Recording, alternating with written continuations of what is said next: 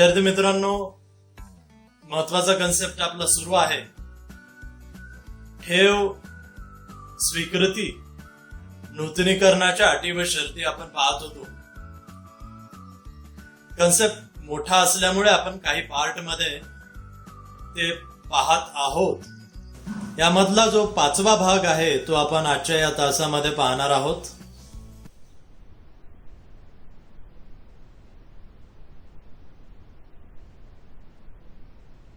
पंधरावा मुद्दा या ठिकाणी जो देण्यात आलेला आहे तो आहे ठेवीची नोंदवही. ज्या पद्धतीने कंपनी भाग विकत असेल तर कंपनीला भागधारकांचा म्हणजेच सभासदांचा सर्व तपशील असणारी सभासद नोंदवही ठेवणे, अद्ययावत ठेवणे, ठीक आहे, ती कंपल्सरी आहे. त्याच पद्धतीनं कंपनीने जर कर्जरोखे विकत असेल तर कर्जरोखे नोंदवही, आणि जर कंपनी ठेवी स्वीकारत असेल तर ठेवीची नोंदवही कंपल्सरी आहे.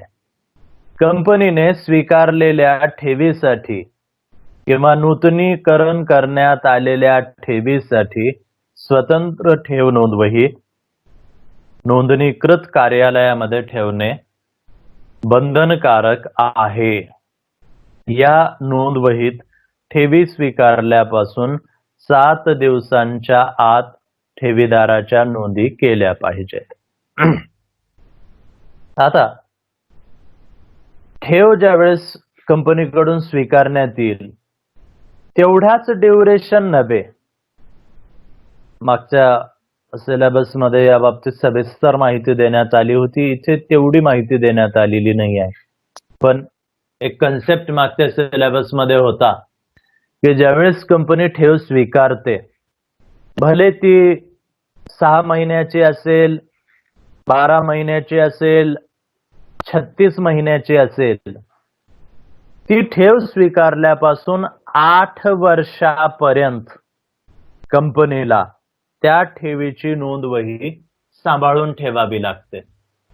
ठीक आहे, 8 वर्षापर्यंत कंपनी ही नोंदवही कंपनीच्या नोंदणीकृत कार्यालयामध्ये सांभाळून ठेवते. यदा कदाचित त्या ड्युरेशन मध्ये जर काही तक्रार आली, कोर्टाकडून काही नोटीस आली, एखाद्या ठेवीदाराने तक्रार केली की मला माग 4-5 वर्ष अगोदर मला त्या पर्टिक्युलर ड्युरेशन मध्ये मला व्याज मिळालं नव्हतं, मुदत संपली होती पण मला काही माझं मुद्दल मिळालं नव्हतं, अशा प्रकारच्या जर काही तक्रारी आल्या तर अशा प्रसंगी कंपनीला ती ठेव नोंदवही पुरावा म्हणून सादर करावी लागते. ठीक आहे, 8 वर्षापर्यंत, 8 वर्षापेक्षा जास्त कालावधीसाठी ती ठेवण्याची कंपनीला काही गरज नाही, पण मिनिमम 8 वर्षापर्यंत ती कंपनी ठेवत असते. ठीक आहे, नोंदणीकृत कार्यालयामध्ये सर्व हा तपशील असणारा म्हणजे ठेवीदारांचा तपशील असणारी ही नोंदवही ठेवली जाते आणि ही ठेव स्वीकारल्यापासून 7 दिवसाच्या आत त्यामध्ये कंपनीने ठेवीदाराची सर्व नोंद त्या ठिकाणी केली पाहिजे. ऑब्वियस आहे, मग त्यामध्ये ठेवीदाराचं नाव असेल, पत्ता असेल, स्वीकारलेल्या ठेवीची रक्कम असेल, त्याची तारीख असेल, दर साल दर शेकडा जो व्याज त्याला दिला जाणार आहे त्याचा दर असेल, व्याज देण्याच्या तारखा असतील, मुदत समाप्ती कधी आहे ठेवीची ती दिनांक असेल, परतफेड कशा पद्धतीने आहे त्या बाबतीत त्या ठिकाणी माहिती संबंधित ठेवीदाराची नोंदविण्यात आलेली असते. त्यानंतर ठेव विवरणपत्र. ठेव स्वीकारणाऱ्या प्रत्येक कंपनीला प्रत्येक वर्षी विहित नमुन्यात 30 जून अखेर ठेव विवरणपत्र नोंदणी अधिकाऱ्याकडे सादर करावे लागते. या विवरणपत्रात 31 मार्च अखेरच्या ठेवीच्या सर्व नोंदी करण्यात येतात.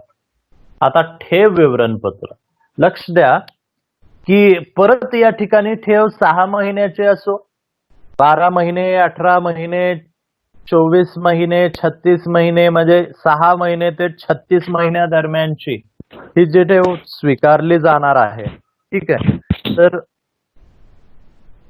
त्या ठेवीच्या बाबतीत कंपनीला दरवर्षी अपडेटेड अद्ययावत तपशील तयार करावा लागतो, एक विवरणपत्र तयार करावं लागतं. नावामध्येच आहे विवरणपत्र. विवरण म्हणजे सर्व विवरण, सर्व तपशील दाखविणारा पत्र. म्हणजे उदाहरणासाठी 31 मार्च अखेर कंपनीला हे सांगावं लागेल की मागच्या आर्थिक वर्षापासून या आर्थिक वर्षापर्यंत म्हणजे 31 मार्च पर्यंत काय काय घडलं ठेवीच्या बाबतीत, त्या ड्युरेशन दरम्यान कंपनीकडे किती ठेवी होत्या, त्या कालावधी दरम्यान कंपनीने नवीन किती ठेवी स्वीकारल्या, त्या कालावधी दरम्यान कोणाला व्याज देय झालं का, ऑब्वियस आहे व्याज देय होणार आहे, मग त्यांना व्याज वेळेवर देण्यात आलं का, त्या आर्थिक वर्षाच्या दरम्यान कोणाच्या ठेवीची मुदत संपली का, त्यांना कंपनीने वेळेवर मुद्दल परत केलं का, त्या कालावधीच्या दरम्यान मुदतीपूर्वी काही ठेवी परत केल्या गेल्या का, काही ठेवीदारांनी मागणी केली का मुदतीपूर्वी. म्हणजे ठेवीच्या बाबतीत नेमकं काय काय घडलं त्या पूर्ण आर्थिक वर्षामध्ये. तर 31 मार्च पर्यंत असणाऱ्या सर्व नोंदी त्या ठेव नोंदी म्हणजे विवरणपत्रामध्ये सविस्तरपणे नमूद केल्या पाहिजेत, तयार केल्या पाहिजेत. आणि 30 जून अखेर दरवर्षी, आता दरवर्षी म्हणजे साहजिक काय, कंपनी ठेवी स्वीकारत असेल तर कंपल्सरी आहे बरं का. म्हणजे एखादी कंपनी समजा 1-2 वर्ष कंपनीने ठेवीच स्वीकारलेल्या नाही आहेत, मग त्यांना काही गरज नाही या ठिकाणी. कोणत्या कंपनीला गरज असणार आहे, जी कंपनी ठेवी स्वीकारत आहे, भले मग ते किती कालावधीच्या असू द्या. 3 वर्ष कालावधीच्या आहेत तर 3ऱ्या वर्षीच तुम्हाला तपशील दाखल करावा लागेल असं नाही, तुम्हाला दरवर्षी सांगावं लागेल की यावर्षी काही, कारण काही ना काही घडणारच आहे. तुम्हाला व्याज तर द्यावंच लागणार आहे ना, तो तर दर साल दर शेकडा असतो. म्हणजे त्या दरम्यान व्याज तरी दिला गेला असेल, काहीतरी घडलं असेल ना ठेवीच्या बाबतीत. मग काय अपडेट आहे, अद्ययावत काय माहिती आहे ठेवीच्या बाबतीत, तर तो सर्व तपशील व्यवस्थितरित्या 31 मार्च अखेर पर्यंतचा व्यवस्थितरित्या नोंदवून 30 जून पर्यंत आता इथे कंपनीकडे वेळ असेल, कालावधी असेल की त्या दरम्यान त्यांना ते राज्याच्या कंपनी नोंदणी अधिकाऱ्याकडे जमा करावा लागतो. आणि जर इन केस त्या दरम्यान समजा व्याज देण्यासाठी उशीर झाला असेल, मुद्दल देण्यासाठी उशीर झाला असेल, मग त्या बाबतीत त्यांना खुलासा सादर करावा लागतो की नेमकं का उशीर झाला त्यांना ते व्याज देण्यासाठी, मुद्दल देण्यासाठी. मग नोंदणी अधिकारी त्यावर निर्णय घेतो. त्यानंतर व्याज, ठेवीची परतफेड ही ठेव मुदत संपण्या अगोदर केली जात असेल तर अशा वेळी आरबीआयने निश्चित केलेल्या व्याजदरापेक्षा 1% व्याजदर कमी करण्यात येते. आता बघा, हे कधी घडतं आणि कोणत्या परिस्थितीत घडतं ते लक्षात घ्या. ठेवी हा सर्वात लोकप्रिय मार्ग आहे अल्प मुदतीच्या कर्जासाठी, असं मी म्हटलं होतं. त्याच्या मागे अनेक कारण आहेत, अनेक फायदे कंपनीला ठेवीचे असतात. एक तर अल्प मुदतीचा आहे, अगदी 6 महिन्यापासून तर 36 महिन्यापर्यंत कंपनी आपल्या सोयीप्रमाणे ठेवी मागू शकते. आता त्या मुदतीप्रमाणे, कालावधीप्रमाणे ठेवीचा वापर, रकमेचा वापर करू शकते. मुदत संपली परतफेड करून टाकायची. तुलनेमध्ये व्याजदर कमी असतो. कर्ज रोख्याच्या तुलनेमध्ये, बंधपत्राच्या तुलनेमध्ये ठेवीचा व्याजदर थोडासा कमी असतो. बाकी आणखी एक महत्वाचा फायदा असा आहे की ठेवी, समजा कंपनीला असं वाटलं की आपणाला 36 महिन्यासाठी ठेवीची गरज आहे, त्या पद्धतीने त्याने जाहिरात दिली, ठेवी स्वीकारल्या, ठीक आहे. परंतु 12-18 महिने झाले आणि कंपनीच्या लक्षात आलं की आपण 36 महिन्याच्या ठेवी ज्या स्वीकारल्या होत्या त्या रकमेची गरज आपणाला आता 18 महिन्यामध्येच आपली संपलेली आहे. मग आता आपण विनाकारण 36 महिन्यापर्यंत त्या ठेवून त्यावर व्याज देत का बसावं? मग कंपनी काय करू शकते, 1-2 महिन्या अगोदर पूर्व सूचना देऊन त्या ठेवीदारांना त्या ठेवीची परतफेड करू शकते. ठीक आहे, त्या ठेवीची परतफेड कंपनीला करता येते. अगोदरच, मुदत समाप्ती अगोदरच कंपनी परतफेड करू शकते.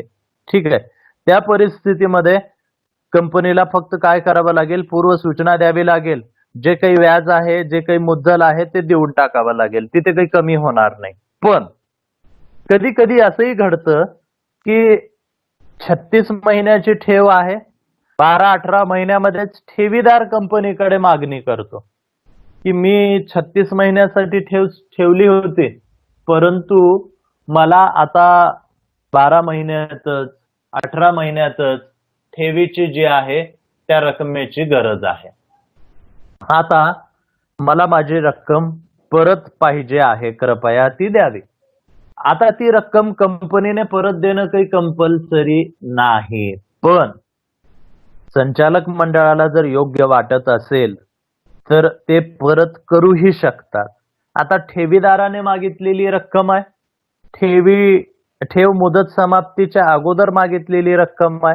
मग अशा वेळेस ते काय करणार, जे काही व्याजदर ठरला असेल त्या व्याजदरापेक्षा 1% व्याजदर त्याचा कमी करण्यात येईल, म्हणजे कपात करण्यात येईल. एक प्रकारे तुम्ही म्हणू शकता की पनिशमेंट म्हणून त्या ठिकाणी 1% व्याजदर कमी करून त्याला बाकी रक्कम त्या ठिकाणी देण्यात येते.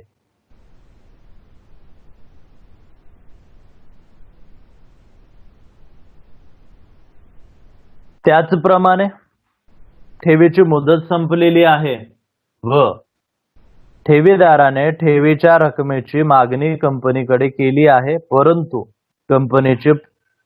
कंपनीने परतफेड केली नसेल तर अशा थकीत ठेवीवर कंपनीस दंडासह 18% दराने ठेव परतफेड करण्याच्या तारखेपर्यंत व्याज द्यावे लागेल. आता हा मुद्दा मुदत समाप्तीनंतरचा आहे की मुदत समाप्ती झालेली आहे, ठेवीची जी काही मुदत असेल ती मुदत संपलेली आहे आणि आता कंपनीने ती रक्कम परत केलेली नाही. साहजिक आहे, मुदत समाप्तीनंतर कंपनीला ती परत करावी लागणार आहे. मग अशा वेळेस पर्टिक्युलर कालावधी कंपनीचा संपल्यानंतर आता कंपनीने ती रक्कम ठेवीदारांना जर परत केली नाही तर ती व्याजासह परत करावी लागणार आहे. मग अशा ज्या थकीत ठेवी असतील त्यावर दंड व्याज जो आकारला जाणार आहे तो 18%. 18% हा फार मोठा आकडा आहे व्याजाच्या बाबतीत. कंपनीला पॉइंट मध्ये जरी व्याज द्यावं लागलं तर ते लाखो रुपयाचं, कोट्यवधी रुपयाचं व्याज होतं. ठीक आहे, पॉइंट मध्ये म्हणत आहे मी. आणि मग 18% म्हटलं तर हा तर फार मोठा आकडा त्या ठिकाणी आहे, जो कंपनीला साहजिक आहे फार मोठ्या नुकसानामध्ये कंपनीला नेऊ शकतो. म्हणजे ही रक्कम एवढी मोठी ठेवण्यात आलेली आहे की कंपनी काहीही करून भीतीने अगोदरच ती रक्कम, म्हणजे मुदत समाप्ती झाली की ती रक्कम देऊन टाकते. अन्यथा जसं या ठिकाणी देण्यात आलेलं आहे, फार मोठ्या प्रमाणावर एक पनिशमेंट कंपनीला त्या ठिकाणी बसू शकते, दंड व्याजासह कंपनीला. आता ते केव्हापर्यंत लावलं जाईल व्याज, तर ज्या तारखेपर्यंत, म्हणजे जेवढा उशीर कंपनी करेल तेवढं व्याज त्या ठिकाणी वाढत जाईल. त्यामुळे कंपनीने ॲज क्विकली ॲज पॉसिबल त्या ठिकाणी व्याज देणे आवश्यक आहे.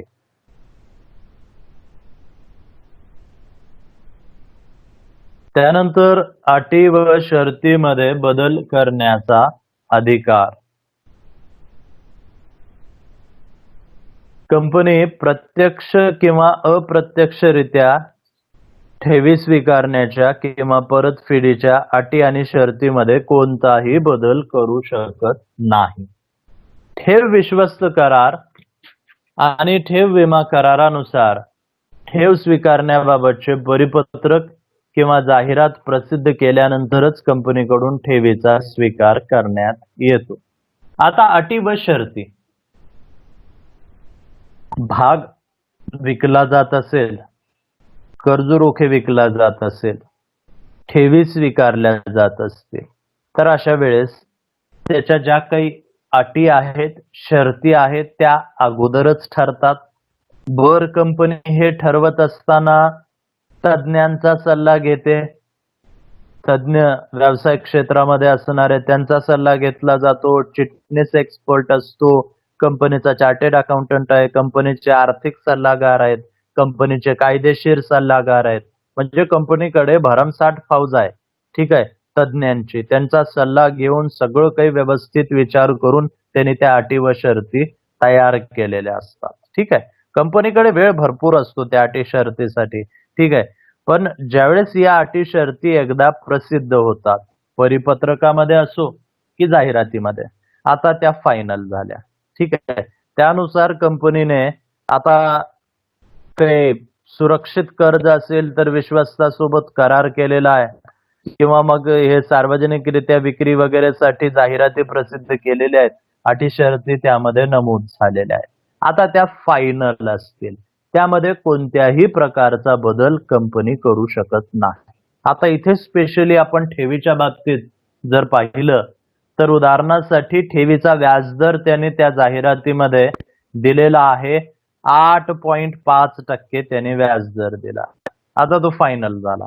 कंपनी 8.5 म्हणजे 8.5च द्यावा लागेल. कंपनी त्याला 8.4 करू शकत नाही नंतर, किंवा आमच्याकडे सध्या पैसा नाहीये, आर्थिक परिस्थिती ठीक नाही, आमची तोटा झालेला आहे, त्यामुळे आम्ही 8.5 न देता आम्ही तुम्हाला 8.4 न देणार आहोत. ठेवीदारांना जर कंपनी असं म्हणत असेल तर ते इलिगल आहे, बेकायदेशीर आहे. ठेवीदार तक्रार करू शकतात, विश्वस्ताकडे जाऊ शकतात, सेबीकडे, नोंदणी अधिकाऱ्याकडे, कोर्टामध्ये, या सगळ्या बाबी ओपन आहेत.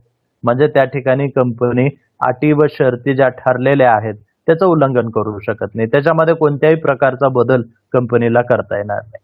कंपनीनं म्हटलं असेल दर साल दर शेकडा व्याज दिला जाईल, तो तिथं कंपल्सरी झाला. कंपनीनं म्हटलं असेल 3 वर्ष मुदतीच्या ठेवी आहेत, 3 वर्षासाठी ते आता तिथपर्यंत त्या ठिकाणी हे असेल, आर्ली देऊ शकते, 3 वर्षाच्या पुढे कंपनी नेऊ शकत नाही. परतफेडीच्या बाबतीत त्यांनी म्हटलेलं आहे अशी रक्कम देण्यात येईल, त्याच पद्धतीनं रक्कम त्यांनी दिली पाहिजे. म्हणजे ज्या ज्या अटी व शर्तींचा उल्लेख कंपनीने केलेला असेल त्या त्या अटी व शर्ती मानणे समोरच्या व्यक्तीसाठी बंधनकारक असेल, ठेवीदारासाठी बंधनकारक असेल, कंपनीसाठीही ते बंधनकारक असेल. कंपनी कोणत्याही प्रकारचा बदल नंतरच्या काळामध्ये करू शकत नाही.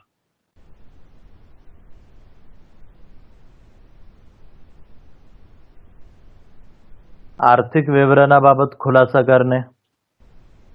जर कंपनीस ठेवी या संचालकाकडून प्राप्त झाल्या असतील तर त्याबाबतचा खुलासा माहिती आर्थिक विवरणपत्रात करावा लागतो. आता कंपनी जनतेकडून ठेवी स्वीकारू शकते. कंपनी खाजगीरित्या आपले सभासद असतील, संचालक असतील, कर्मचारी असतील यांच्याकडून ठेवी स्वीकारत असते, ठीक आहे. स्पेशली संचालकाकडून काही ठेवी प्राप्त झाल्या असतील तर त्याचा खुलासा, त्याची माहिती व्यवस्थितरित्या विवरणपत्रामध्ये नमूद करणे आवश्यक आहे. कारण संचालक जे आहेत ते या ठिकाणी साहजिक आहे व्यवस्थापन चालवतात, कंपनीचं निर्णय घेत असतात. बऱ्याचदा त्यांच्या बाबतीत काही माहिती तर कंपनीकडून लपविण्यात आलेली नाही आहे, ही त्या ठिकाणी बघितलं जातं. बऱ्याचदा आपणाला फायदा मिळण्यासाठी संचालक त्या प्रकारची माहिती, म्हणजे जी माहिती द्यायची ती न देता लपवूनही ठेवू शकतात. अशाही बाबी होऊ शकतात. मग त्या ठिकाणी असं काही झालं असेल तर मग ते इतरांसाठी नुकसानदायक असणार आहे. यासाठी सर्व खुलासा व्यवस्थितरित्या आणि स्पेशली त्या ठिकाणी मेन्शन करावं लागतं, संचालकाकडून जर काही ठेवी प्राप्त झाल्या असतील तर.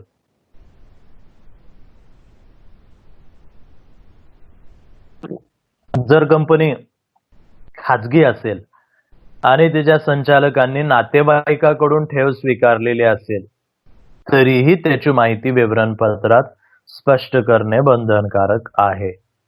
म्हणजे इथं परत तोच मुद्दा आला की काही निर्णय जे आहेत ते संचालक सत्तेचा वापर करून आपल्या फेवर मध्ये घेऊ शकतात. म्हणजे जे नुकसानदायक आहेत त्यांच्यासाठी, त्यांच्या नातेवाईकांसाठी ते बदलणे, जे फायदेशीर आहेत ते तिथं नसतानाही ते निर्णय घेणे, असेही प्रकार बऱ्याचदा घडतात. सत्ता, पॉवर जर असेल तर बऱ्याचदा लीगल इलिगल दोन्ही प्रकारच्या गोष्टी त्या ठिकाणी करण्याचा प्रयत्न केला जातो. मग इथेही तोच कन्सेप्ट आहे, असा प्रकार घडू नये यासाठी स्पेशली जर संचालक त्यांच्याकडून ठेवी आल्या असतील त्याचा तपशील व्यवस्थित दिला पाहिजे. खाजगी कंपनी असेल तर संचालकांनी नातेवाईकाकडून, मित्राकडून, ओळखीच्या व्यक्तीकडून घेतलं असेल तर त्याची माहिती विवरणपत्रामध्ये स्पष्ट करणे बंधनकारक असेल. त्यानंतर शेवटचा मुद्दा या ठिकाणी, शेवटची जी अट आहे ती आहे शिक्षा कारवाई. कंपनीच्या अधिकाऱ्याने कंपनी कायद्यातील तरतुदींचे ठेवी स्वीकारण्याबाबत उल्लंघन केल्यास आणि तो दोषी आढळल्यास शिक्षेस पात्र ठरतो. महाराष्ट्र सरकारने गुंतवणूकदाराच्या हिताचे रक्षण करण्यासाठी ठेवीदार संरक्षण कायदा 1999 हा संमत केला आहे. या कायद्याचे कंपनीने उल्लंघन केल्यास ती शिक्षेस पात्र ठरू शकते. आपण जेवढ्या अटी व शर्ती या ठेवीच्या बाबतीत पाहिलेल्या आहेत त्या सर्व अटी व शर्तींचे पालन करणे बंधनकारक असेल कंपनीसाठी, संचालक मंडळासाठी आणि ज्या अधिकाऱ्यांवर ती जबाबदारी सोपविण्यात आलेली आहे स्पेशली त्यांच्यासाठी. या सर्व तरतुदीपैकी एकही तरतूद मिस होत असेल, त्या तरतुदीचं पालन केलं जात नसेल, त्या कायद्याचं उल्लंघन होत असेल तर अशा प्रसंगी त्या ठिकाणी तो शिक्षेस पात्र ठरतो. ठीक आहे, कंपनी कायदा तर आहेच आहे. महाराष्ट्र सरकारने स्पेशली 1999 मध्ये ठेवीदारांसाठी एक कायदा संमत केलेला आहे. म्हणजे त्यांचं संरक्षण करण्यासाठी व्याज, मुद्दल, परतफेड या बाबतीत फार सविस्तर त्यांनी त्या ठिकाणी कलम लावलेली आहेत. नियमाचं पालन आता प्रत्येक कंपनीनं करणं गरजेचं आहे. ठेवीदारांचं संरक्षण कशामध्ये असेल? साहजिक आहे, ठेवीदाराची जी ठेव आहे ती सुरक्षित ठेवणं, त्याला ठरल्याप्रमाणे ठरलेल्या तारखेस दर शेकडा जे काही व्याज ठरलेलं आहे ते त्याला वेळेवर देणं आणि मुदत संपली की त्याला त्याच्या मुद्दलाची परतफेड करणं, यामध्ये ठेवीदाराचं संरक्षण आहे.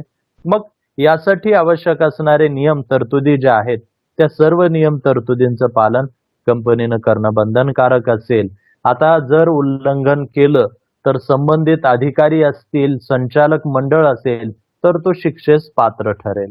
आता नेमकं किती मोठी चूक झालेली आहे, ठीक आहे, कोणत्या तरतुदीचं उल्लंघन करण्यात आलेलं आहे, वर ते जाणून बुजून करण्यात आलं की अनावधानानं करण्यात आलं, ठीक आहे, याही बाबी पाहिल्या जातात.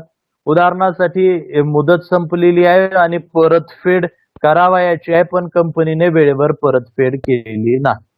आता त्याला नेमकं काय कारण आहे? केली जाते म्हणजे परतफेड केली नाही, लागलीच त्यांना शिक्षा दिली जाते असं नाही. ठीक आहे, परतफेड केली नाही म्हणजे खरोखर काही अडचण होती का? उदाहरणार्थ पाऊस, वादळी पाऊस झालेला आहे, मोठा तडाखा बसलेला आहे, संबंधित ठिकाणी पूर आहे किंवा मग कंपनीचं जे काही आहे पॉवर फेलियर झालेला आहे, कंपनीचा जे काही इंटरनेट सिस्टीम आहे किंवा कॉम्प्युटराइज्ड सिस्टीम आहे ती सगळी क्रॅश झालेली आहे, कंपनीचा डाटा जो आहे तो क्रॅश झालेला आहे, अशा प्रकारची काही अडचण आहे. समजा ही नैसर्गिक अडचण आहे, समजा हे या पद्धतीनं झालेलं आहे, कंपनीचा नाईलाज आहे आणि त्यामध्ये डिले होत आहे, उशीर होत आहे, तर त्या ठिकाणी ठीक आहे, एखाद्या वेळेस संबंधित नोंदणी अधिकारी वगैरे समजून घेऊ शकतात, त्या पद्धतीने त्यांना तिथं ऍडजस्ट केलं जातं. पण काही कारण नसताना कंपनीला तोटा झालाय हे कारण नाही आहे परतफेड करण्यासाठीचं, कंपनीकडे पैसा नाही आहे हे कारण नाही आहे, कंपनीला ऍडजस्टमेंट करून ठेवायला पाहिजे होती, कारण कंपनीला माहिती होतं ना हे काही अचानक परतफेडीची तारीख आलेली नाही आहे ठेवीची, ही अगोदरपासून निश्चित होती ना.